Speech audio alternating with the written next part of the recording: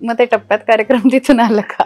त्या रेंज मध्ये आला पाहिजे ना. काही लोक टप्प्यात येतात, टप्प्यात नाही आले की वेळ लागतो काही गोष्टी. वाट बघायची वेट. पण पृथ्वी गोल आहे, प्रत्येकाचा टर्न येतोच.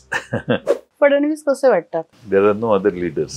ही is the only leader in Bharatiya Janata पक्ष. आणि बाकीचे कोणी प्रयत्नही करत नाही की करू दिला जात नाही. अजितदादा येऊन गेले, दोनदा दणदणीत भाषणं केली. मागून त्यांना जे चिठ्ठी देत होते त्या चिठ्ठीप्रमाणे त्यांची भाषणं चालू होती. मुद्दे मागून आले की ते त्यावर बोलायचे. JJP, जयंत जनता पार्टी, त्यांचं असं म्हणणं आहे की भाजपमध्ये जी लोक गेली ती बरीचशी तुमचीच फॉलोअर्स होती, तुमच्याच जवळची होती. आणि एक जण तर हसत हसत म्हटला, विचारून घ्या त्यांनीच पाठवली का? तुम्हाला खरं सांगू का, इथले माझे स्थानिक विरोधी लोक जे होते ते फोन करून सांगायचे, साहेब आम्ही तुमचंच काम करतोय. समोर विरोधी प्रचारच चालू नव्हता. आपल्या पक्षामध्ये आपण काम करत असताना आपल्याला माहिती असतं की काहीतरी घडतंय, तसा अंदाज होता? आग्रह होता काही लोकांचा, आणि शरद पवार साहेब त्याला मान्यता देत नव्हते. आणि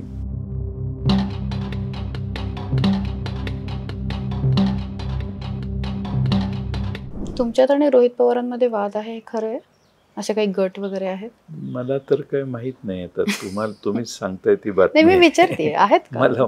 मला माहित नाही. माझ्याशी काही कधी फारसा संबंध येत नाही, त्यामुळं माझा काही असा वाद कोणत्या विषयावर झाला असेल असं मला तरी आठवत नाही. एक चर्चाची तुमच्याबद्दल कायम असते, भाजप प्रवेशाची तुम्ही अनेकदा उत्तर दिलेलं आहे. खरं तर मीही मान्य करते कारण तुम्ही पण तोच प्रश्न घेऊन आलाय. तरीही मी तो प्रश्न मला विचारायचा आहे. हे सारखी ही बातमी येते, म्हणजे काय, म्हणजे आग आहे म्हणून दूर आहे अशी खरंच काही चर्चा आहे? तुमच्याकडे ऑफर आहे काय नेमकं खरं यातलं? माझ्याकडे काहीच नाहीये आणि माझ्याकडं अशी चर्चाही नाहीये. पण हे एक महाराष्ट्रात यंत्रणा कार्यरत असते. मधून मधून माझी आठवण त्या यंत्रणेला येते आणि मग माझ्याबद्दल अविश्वासार्हता निर्माण व्हावी, विश्वासार्हतेवर प्रश्न निर्माण व्हावं, असा प्रयत्न ज्या सेक्शनकडून होतो ते पुन्हा कार्यरत होतात मध्ये मध्ये मध्ये. पण मग हे सेक्शन कुठलं आहे, म्हणजे पक्षातलं आहे का बाहेरचं आहे? काय मला अजून आयडेंटिफाय झालेलं नाहीये, पण ते बाहेरचंच असेल बहुतेक. अशा पुन्हा पुन्हा बातम्या येणं आणि विश्वासार्हतेला धक्का लावण्याचा प्रयत्न होणं, तुम्हाला याचा राजकीय तोटा होतो का? होत असेल ना, होत नाही असं माझं म्हणणं नाहीये. परंतु आता लोकांनाही ती बातमी फार शिळी वाटते, कारण 7-8-10 वर्ष तीच बातमी चाललेली आहे. त्यामुळं लोकांनाही त्या बातमीत काय नाविन्य वाटत नसेल असं मला वाटतं. किंवा ही बातमी उठवून आमच्याबरोबरच्या इतर सहकाऱ्यांना कदाचित सांगितलं जात असेल की ते निघाले, तुम्ही लवकर निर्णय करा, असंही होऊ शकतं. Anything is possible. पण एक मुद्दा आहे की त्यांनी एक मंत्रीपद ठेवलेलं आहे आणि तिकडचे काही आमदार असं म्हणतात की नाही, जयंत पाटील साहेब येणार आहेत. म्हणजे असं नाहीये की ती फक्त बातमी आहे, त्याला खतपाणी देणारे लोक आहेत जे ऑन कॅमेरा येऊन बोलतात. पण त्याचं काय करायचं? त्यांचे ते माझे खरे हितचिंतक आहेत. त्यांना माझ्याबद्दल आपुलकी आहे, माझ्याबद्दल प्रेम आहे आणि माझ्याबद्दल सद्भावना आहे, म्हणून ते निरागसपणाने बोलत असतील. मी अगदी थेट प्रश्न विचारते की राष्ट्रवादी फुटली, अजित पवार बाहेर गेले, सत्तेमध्ये सहभागी झाले, अंदाज होता? कारण परवा म्हणजे हसन मुश्रीफांची मुलाखत घेतली, त्यातही ते म्हटले की पवारांना माहिती होतं, सुळेंना माहिती होतं, बऱ्याच जणांना पक्षामध्ये माहिती होतं. कारण आपल्या पक्षामध्ये आपण काम करत असताना आपल्याला माहिती असतं की काहीतरी घडतंय, तसा अंदाज होता? नाही, आग्रह होता काही लोकांचा आणि शरद पवार साहेब त्याला मान्यता देत नव्हते. त्यांनी नेहमीच हा स्टँड घेतला की मला त्या बाजूला येता येणार नाही. आणि मग शेवटी शरद पवार साहेब ऐकतच नाहीत म्हटल्यावर काही लोकांनी एकत्रित येऊन अचानक निर्णय घेतला. हा निर्णय अचानक होतोय याची जाणीव मला माहीत नाही, पण बहुतेक नसावी शरद पवार साहेबांना. तुम्हाला होती? मलाही नव्हती. आणि मग आता अजित दादा गेले, ठीक आहे, पण तटकरेंसारखे किंवा प्रफुल्ल पटेलांसारखे, वळसे पाटलांसारखे जुने लोक आहेत, हे म्हणजे जवळचे पहिल्या फळीतले तुमच्या सोबत बसणारे, वाटलं होतं ही लोक जातील? असंच एकदा 2019 साली बंड झालं होतं. त्यावेळी कोणी हल्लेलं नव्हतं, पण यावेळी सर्वांना एकत्रित बोलवण्यात आलं. तोपर्यंत कुणालाच माहीत नव्हतं की कशासाठी बोलवलेलं आहे. आणि त्यानंतर सगळ्यांना एकत्रित करून सगळ्यांच्या सह्या कागदपत्रांवर घेऊन त्या सगळ्यांचं एकत्रित निर्णय घेण्यात आला. मला माहीत नाही, पण बहुतेक हे सगळे प्रमुख लोकांना तिथं बोलवण्यात आलेलं आणि कदाचित काही लोकांची यापूर्वी मूकसंमती किंवा संमती घेण्यात आली असेल. पण परत मी प्रदेशाध्यक्ष पदाकडे थोडंसं जाते, विषयांतर होत आहे कसं तरी, की शशिकांत शिंदेची निवड का, म्हणजे तुम्ही रिकमेंड केलं होतं की पवार साहेबांकडनं आलं, काय त्यांची निवड करण्यामागे काय कारण आहे? नाही, शशिकांत शिंदे हे कार्यकर्ते आहेत, अतिशय उत्साही आहेत आणि शरद पवार साहेबांच्या विचाराला धरून त्यांनी आयुष्यभर काम केलेलं आहे. आणि यश अपयश काही असलं, संकट काही असली तरी त्यांनी पवार साहेबांना कधी सोडलेलं नाही. आणि मला वाटतं की ते चांगलं काम करू शकतील आणि महाराष्ट्रात एक चांगलं नेतृत्व देऊ शकतील. रेकमेंड तुम्ही केलं होतं? रिकमेंडेशन म्हणण्यापेक्षा सहमती होतीच. आणि मला वाटतं की पवार साहेबांची कल्पना आम्ही सगळ्यांनी त्याला सहमती दर्शवून पवार साहेबांनी ते नाव निर्णयपर्यंत आले. पवार साहेब. फडणवीस कसे वाटतात राजकारणी म्हणून, मुख्यमंत्री म्हणून? पूर्वी त्यांची प्रतिमा फार नवीन मुख्यमंत्री 2014ला झाले त्यावेळी उत्साही मुख्यमंत्री म्हणून होते. अलीकडे काय झाले की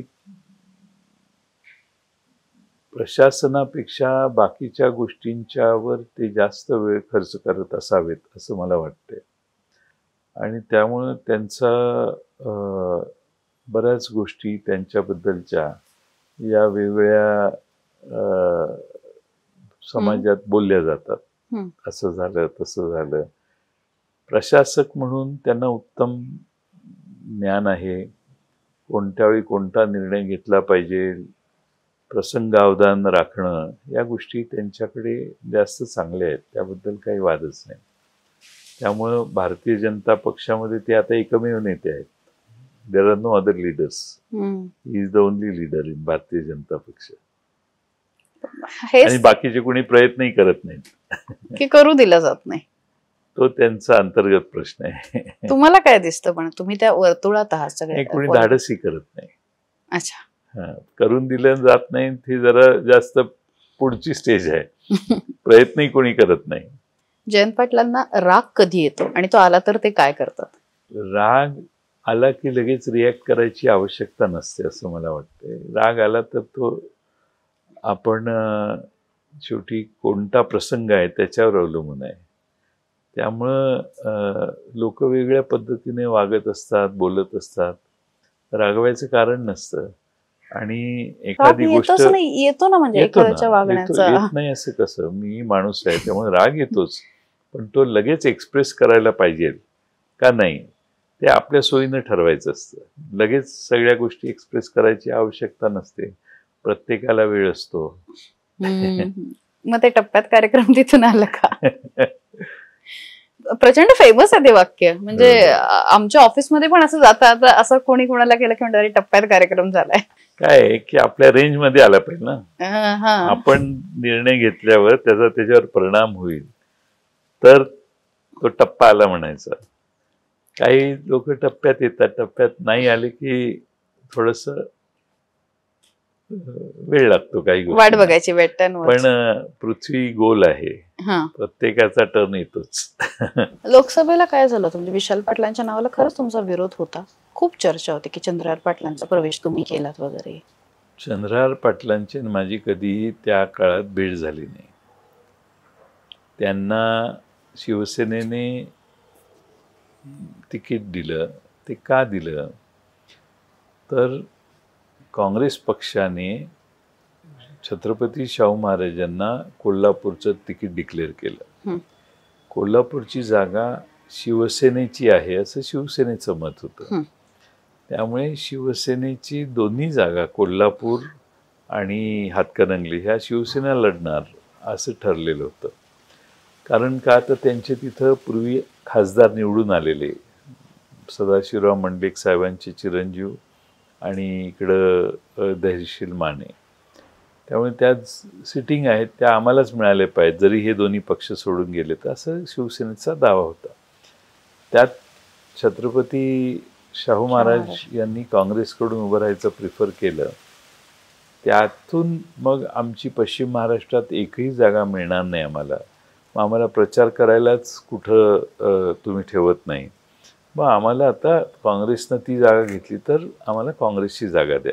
म्हणून त्यांनी सांगलीला जाऊन उमेदवारी घोषित केली. ते जायच्या आधी पवारसाहेबांच्या घरी संजय राऊत आणि काँग्रेसचे सगळे आणि आम्ही त्यांना विनंती करायचं बरंच काम केलं, पण त्यांनी सांगितलं की ती जागा तुम्ही घेतली आहे तर आम्ही आता ही जागा घेणार. त्यामुळं थोडी अडचण झाली आणि त्यांनी जे उमेदवार आहेत पैलवान त्यांना चंद्रहार पाटील त्यांना उमेदवारी जाहीर केली.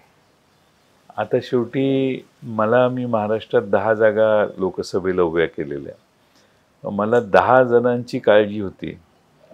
मग शेवटी उद्धवजींनी मला सांगितलेलं की जयंतराव तुम्ही काय करताय हे आम्हाला बघायचं आहे.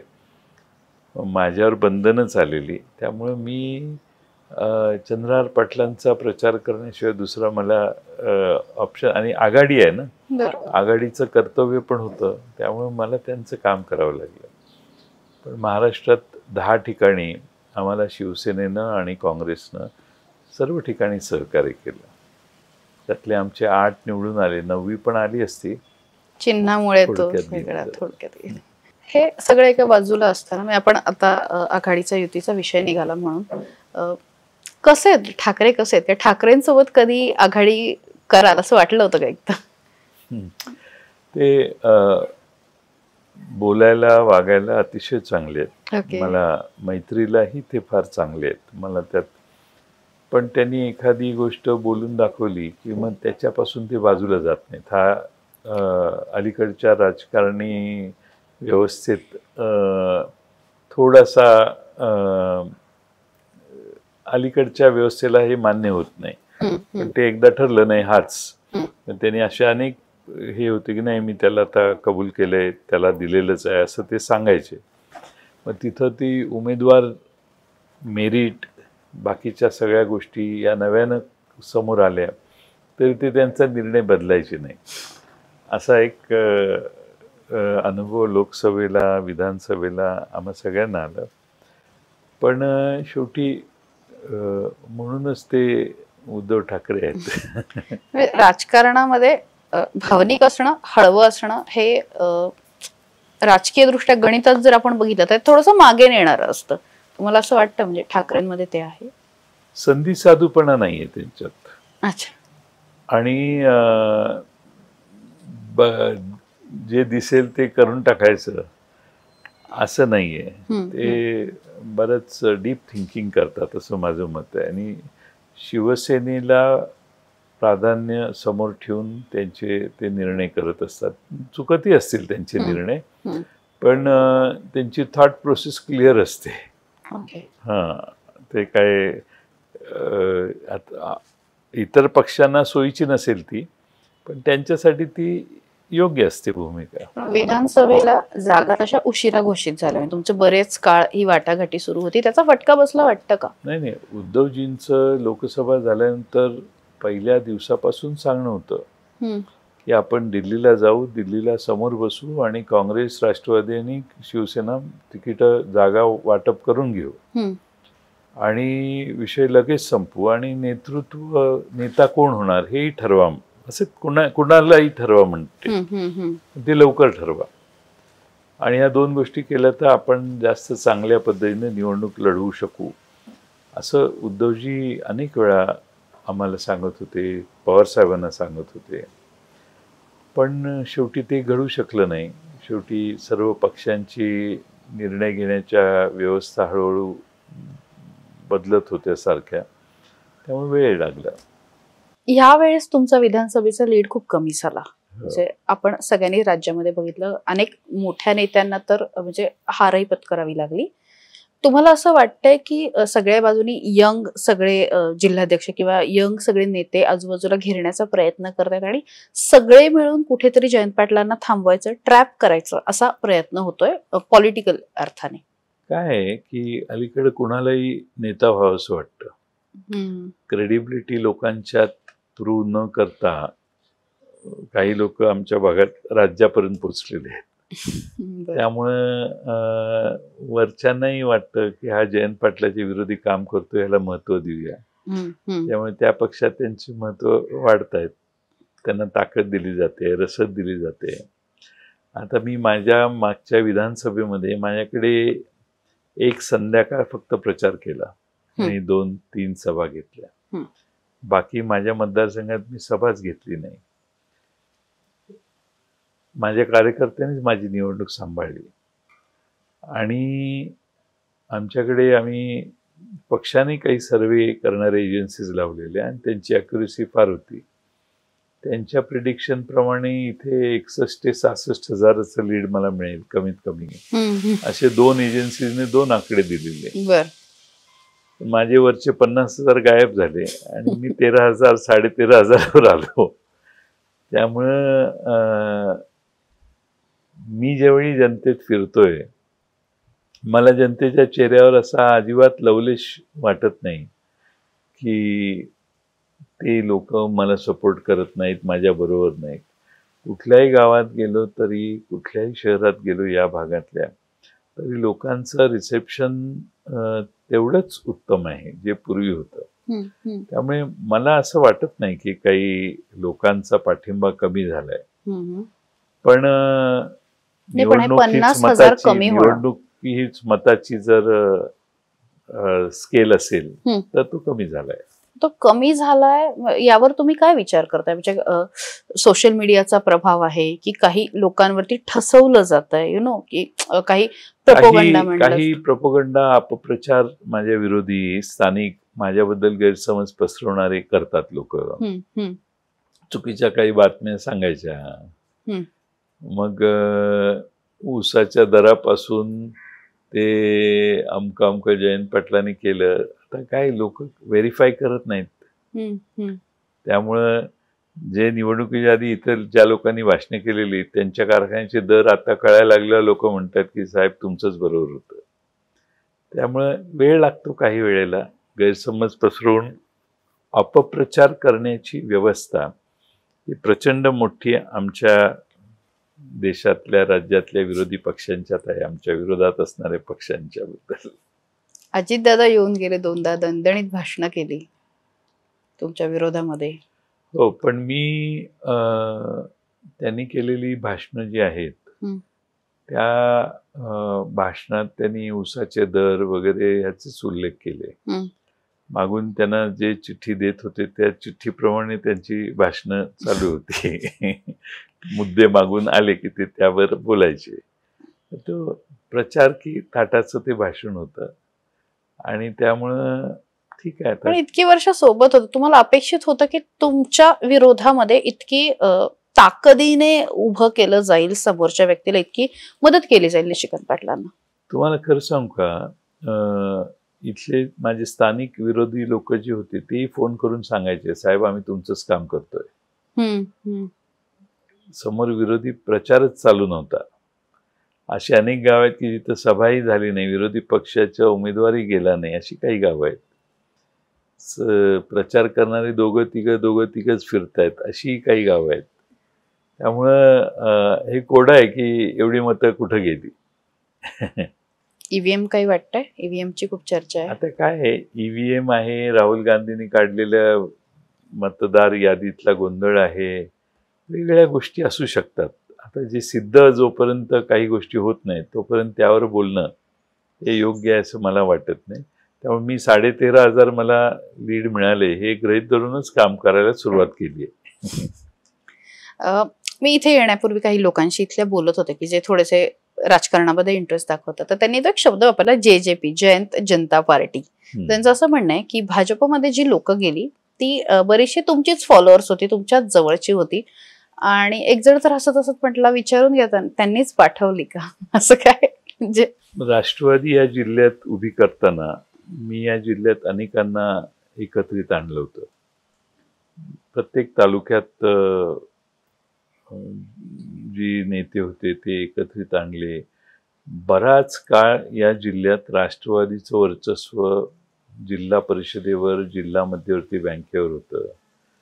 मी आणि आराराबा आम्ही दोघांनी मिळून या जिल्ह्यातलं गणित एवढं व्यवस्थित सांभाळलेलं होतं. 14 साली मोदी पंतप्रधान झाले आणि मग त्यानंतर येणाऱ्या विधानसभेत आता आपण आमदार होऊ शकतो, नाही तर आमच्यावर राहिल्यावर आघाडीत त्यांना तिकीटच मिळणार नाही, अशी सिच्युएशन बघितल्यावर काही लोकांनी आमचा पक्ष सोडून भाजपमध्ये प्रवेश केला. त्याच्या आधी ते माझ्याबरोबरच होते, माझे सहकारीच होते. त्यामुळे ते तिकडे गेल्यामुळं थोडंसं तुम्ही म्हणताय त्या गोष्टी बोलल्या गेल्या त्या काळात. आता त्यातले काही लोक अजित पवारांच्याकडे गेले. काही प्रवासी भारतीय असतातच, त्यामुळं त्यांचा प्रवास चालूच असतो. आराराबांची आठवण येते अजूनही? येते ना. तर अशी एखाद्या प्रसंगामध्ये की आज आबा हवे होते, किंवा जिल्ह्यामध्ये जनरल काम करत असताना? जिल्ह्यातल्या राजकारणात आबांचा फारसा हस्तक्षेप नसायचा, पण आम्ही एकत्रित बसून निर्णय घ्यायचो. त्यावेळी त्यांची भूमिका आम्ही एकत्रित, आमच्या दोघांच्यात एवढं चांगलं अंडरस्टँडिंग होतं की जिल्हा आम्ही दोघांनी व्यवस्थित कसा सांभाळायचा याची व्यवस्थित गणितं आमची असायची. आणि राज्यामध्ये ते जास्त वेळ द्यायचे, त्यामुळं त्या काळात मी जिल्ह्यात बरीच संघटना उभी केलेली होती. 10 वेळा अर्थसंकल्प मांडलाय तुम्ही, म्हणजे राज्यामधल्या मला वाटतं 2 नंबरला तुम्ही आहात की इतक्या वेळा सलग अर्थसंकल्प जवळपास बऱ्याचदा मांडून झालाय. लाडकी बहीण सारखी योजना, म्हणजे तिचा राजकीय तोटा झाला ही गोष्ट वेगळी, पण असे थेट हातात पैसे देणं, म्हणजे रेवडी ज्याला म्हटलं गेलं, अशा योजना पाहिजेत का? काय की लाडकी बहीण योजनेचा 2 गोष्टी आहेत. एक म्हणजे आपल्याकडे संजय गांधी निराधार योजना आहे, किंवा ज्येष्ठ नागरिकांना आपण काही 65 वर्षावरच्या पुरुषांना, 60 वर्षावरच्या महिलांना आपण मासिक मदत करतो. तर तसं अशी काही गरीब माणसं आहेत समाजात, यांना ते 1500 रुपये फार आवश्यक असतात. म्हणजे कदाचित नोकरदार वर्गाला हे 1500 रुपये फारसे महत्त्वाचे वाटत नसतील. त्यामुळं गोरगरिबांना 1500 रुपये आवश्यकच आहेत. आमचं सरकार आलं असतं तरी आम्ही हे चालूच ठेवलं असतं, पण सरकारने मागच्या सरसकट सगळीकडे वाटप सुरू केलं. त्यामुळं महाराष्ट्रात तेव्हाच्या तत्कालीन सरकारने या राज्यातल्या महिलांना फसवलं. तुम्हाला आम्ही 1500 रुपये देणारच आहे, मग त्यातले तेव्हाच्या मुख्यमंत्र्यांनी निवडून आल्यावर आम्ही 2100 रुपये करतो. त्यावेळी निकष असताना निकष लावले नाहीत, हा तसा गुन्हाच आहे. आणि आता 2100 करत नाहीत, हाही तसा फसवणूकच आहे. आणि आता निकष चालू करून ज्यांना या इतर काही लाभ मिळतात त्यांची नावं काढायचं काम मग आधीच दिली का? तुम्ही त्या याच्यातून पैशातून मतांची अपेक्षा केली आणि लोकांनी मतं दिली तुम्हाला. मग तुम्ही मतदान ज्या मुद्द्यांवर घेतलंय ते मुद्दे तुम्ही डायल्यूट कसे करता? ही फसवणूक आहे. आता आपल्या देशात न्यायाधीश, न्यायालय कशी चालतात हे मी काही बोलायला नको, पण ग्राहक न्यायालयासारखं कोणीतरी ग्राहक न्यायालयात गेलं नाही, त्यांनी आमची फसवणूक केली तरी ग्राहक न्यायालय ह्या सरकारच्या विरोधी निकाल देईल. तर आम्हाला सांगितलं आणि आम्हाला फसवलं, आता आमचं काढून घेतलं अनुदान. हे बऱ्याच महाराष्ट्रातल्या लाडक्या बहिणींना दुखावल्याचं काम या सरकारने आता केलेलं आहे. मराठा आरक्षणाबाबत काय वाटतं? मराठा आरक्षणाच्यासाठी अनेक मागण्या झाल्या, त्याची पूर्तता करण्याची आश्वासनं झाली, पण त्याची पूर्तता झाली नाही आणि मोठी आंदोलनं महाराष्ट्रात झाली. त्यामुळं मराठ्यांच्या लोकसंख्येच्या प्रमाणात त्यांना आरक्षण मिळावं याबद्दल कोणाची तक्रार असण्याचा संभव नाही आणि कुठलेच इतर जाती देखील त्याबद्दल आक्षेप घेत नाही. इतर जातींमधलं आरक्षण काढून आम्हाला द्या अशी चर्चा जर व्हायला लागली तर मग इतर जाती ते स्वीकारत नाहीत. पण मराठ्यांना आरक्षण मिळालं पाहिजे ही भूमिका रास्त आहे आणि त्यासाठी आवश्यक त्या सगळ्या व्यवस्था झाल्या पाहिजेत. आधी मराठा समाज हा मागासलेले पण मराठा समाजाचं हे प्रूव्ह करण्याच्यासाठी ज्या व्यवस्था करायला गोष्टी करायला पाहिजेत ती मोठी प्रोसेस आहे. आणि मराठा समाजात देखील आज दारिद्र्य प्रचंड आहे. शेतकरी देखील आज 10 आणि 15 गुंठ्यावर आलेले आहेत. झोपडीत किंवा ग्रामीण भागातल्या मातीच्या घरात राहणारी संख्या फार मोठी आहे. त्यामुळं त्यांना संधी प्रगतीच्या सगळ्या क्षेत्रामध्ये मिळण्यासाठी आरक्षणाची गरज आहे. त्यामुळे त्यांना मराठा आरक्षण हे व्यवस्थितपणाने मिळालं पाहिजे याबद्दल काही शंका नाही. आणि सरकारने अनेक आश्वासनं दिली आहेत पण त्यासाठी काही पावलं अजून पडताना दिसत नाही. मनोज जरांगे फॅक्टर हा जो आहे म्हणजे असं म्हणतात की लोकसभेला जरांगेंनी जे काही आंदोलन वगैरे केलं होतं त्याचा फायदा जो आहे तो MVA ला झाला, नकळतपणे झाला असेल असं समजू. पण विधानसभेला मात्र तो फॅक्टर चालला नाही. तुम्हाला काय वाटतं काय कारण असू शकतात? नाही, त्यांच्या आंदोलनाचा लोकसभेला मराठवाडा आणि इतर काही ठिकाणी नक्की लोकांचा क्षोभ सरकारच्या विरोधी व्यक्त करण्याचं ते एक प्लॅटफॉर्म तयार झाला. त्याचा फायदा हा विरोधी पक्षाला नक्की झाला. त्यात काय अमान्य करणं योग्य नाही, झालाच फायदा. विधानसभेत ते सातत्य राहिलं नाही. विधानसभेत त्यांनीच स्वतः उमेदवार उभा करण्याची चर्चा सुरू केल्या आणि मग त्याही चर्चा तशाच शेवटच्या क्षणी थोड्याशा पूर्ण झाल्या नाहीत. आणि मग एक विस्कळीतपणा त्यांच्या फॉलोअर्सच्या मध्ये आला आणि तोपर्यंत असं एक चित्र तयार झालेलं की ओबीसींच्या विरोधी जरांगेंचं आंदोलन आहे आणि त्याचाही फटका बसला. तसं वास्तविकता राष्ट्रवादी काँग्रेस पक्ष किंवा शिवसेना किंवा फॉर दॅट मॅटर काँग्रेस यांनी मराठ्यांना आरक्षण मिळालं पाहिजे इथपर्यंत सगळ्यांचीच काही भारतीय जनता पक्षाची किंवा त्यांच्याबरोबरचे दुसरे 2 पक्ष आहेत त्यांची तीच भूमिका आहे, वेगळी भूमिका आहे असं नाही. पण त्यांनी थोडंसं ओव्हर अँड अबाव जाऊन काही गोष्टी कमिट केल्या आणि त्याचा भ्रमनिरास होत गेल्यामुळं त्याची रिॲक्शन जनतेतनं आली. घराणेशाहीबद्दल काय वाटतं तुम्हाला? घराणेशाही कधी म्हणतो आपण ज्याला ज्या नेतृत्वाला ॲक्सेप्टन्स मिळत नाही पण तरी वारंवार त्या नेतृत्वाला रिपीट केलं जातं त्यावेळी घराणेशाहीचा आरोप लागू शकतो. त्याने मेरिट प्रूव्ह झालं त्याचं तर मग हा आरोप कमी होऊ शकतो.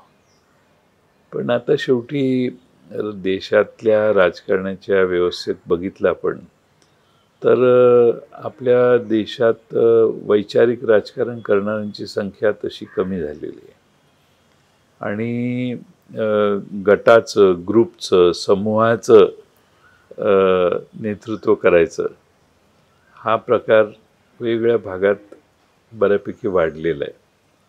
त्यामुळे त्या समूहातला नेक्स्ट जनरेशनचा माणूस आपोआपच पुढे येतो आणि सगळे त्याला फॉलो करतात. तो जर त्याचं नेतृत्व कमी पडलं तर सगळा समूहच फेल होऊन जातो. अशी काही उदाहरणं महाराष्ट्रात आहेत, नाही आहेत असं नाही. पण मग तुम्ही म्हणजे आता प्रतीक पाटील पण या राजकीय क्षेत्रामध्ये आता येत आहेत, काय सांगितलं त्यांना येताना राजकारणामध्ये? काही वडील म्हणून सल्ला दिला? नाही, त्याला प्रूव्ह करावं लागेल, कष्ट करावे लागतील, लोकांचा विश्वास संपादन करावं लागेल आणि त्याच्या परीनं तो प्रयत्नात आहे. आज त्याला मार्गदर्शन वगैरे करता का? म्हणजे हे कर ते कर वगैरे? मार्गदर्शन करत नाही, ते आपोआपच पाण्यात पडल्यावर माणूस पोहायला शिकतो तसं हळूहळू शिकेल तो, अशी मला अपेक्षा आहे. तर ते त्याने त्याच्यात कौशल्य दाखवायला पाहिजे. ते लगेच दिसत नाही, नवीन असल्यामुळं काही काळ जावं लागतो. तुमची राजकारणामधली एंट्री जी आहे ती म्हणजे अशी एकदम ॲक्सिडेंटल होती की असं काही ठरवून आला नाहीत आणि दुर्दैवाने ती घटना घडली आणि मग राजकारणामध्ये आलात. तर तो काळ कसा होता म्हणजे नवीन आलात तेव्हा? तो काळ एकदम भारावलेला, मंतरलेला असा काळ होता. माझं वय 21 वर्षही पूर्ण झालेलं नव्हतं ज्यावेळी माझे वडील गेले. ओके. आणि या भागातल्या कार्यकर्त्यांच्या मागणीनुसार आमच्या घरात ठरलं की माझ्या मोठ्या बंधूंच्या ऐवजी याला पाठवूया, 4 महिने राहील तिथं. सगळ्यांचे मागणी कमी झाली की हा अमेरिकेला शिक्षणासाठी जाईल. असं ठरलं होतं? असं आमचं प्लॅन होता. ओके. मी एक बॅग घेऊनच आलेलो इकडं मुंबईहून. तसा पूर्वी आमचा आणि इथल्या कोणाचाही संबंध नव्हता माझा, आमच्या फॅमिलीचा. वडील अंतर ठेवायचे राजकारणाशी, राजकीय कार्यकर्त्यांशी, घरातल्या लोकांचं. त्यामुळं मग हळूहळू इथे अनेक घटना घडल्या की ज्याच्यात मी गुंतत गेलो आणि मग परत कधी गेलोच नाही. राजकारण आवडलं, जमायला लागलं, इंटरेस्ट आला की पाण्यात पडल्यावर पोहणं गरजेचं आहे? नाही, त्यावेळी कसं होतं, आमच्या वडिलांच्या बाबतीत बऱ्याच घटना घडलेल्या होत्या आणि त्यामुळं त्यावेळीचं या भागातली सगळी तरुण पिढी माझ्याबरोबर होती. ती सगळी अतिशय त्वेषाने काही झालं तरी आपल्याला यशस्वीच व्हायचंय या भूमिकेतनं काम करत होती. त्यामुळे प्रचंड आणि नवी पिढी त्यावेळी माझ्याबरोबर होती की ज्यांनी मला इथंपर्यंत आणून सोडलेलं. आता त्यातले त्या प्रवासातले अनेक जण नाही आहेत, पण ते माझ्या वडिलांचे फॉलोअर्स होते आणि वडिलांचं फॉलोईंग फार पक्कं होतं, फार स्टॉन्च फॉलोअर्स होते त्यांचे. त्यामुळे त्याचा या जिल्ह्यात आणि महाराष्ट्रातल्या वेगळ्या भागात मला फार फायदा झाला. वडिलांची आठवण निघते. खरं तर काय म्हणजे राजाराम बापूंकडनं नेता म्हणून महाराष्ट्राने खूप गोष्टी घेतल्या, सहकार, त्यांची संस्थांची उभारणी, जोडणी.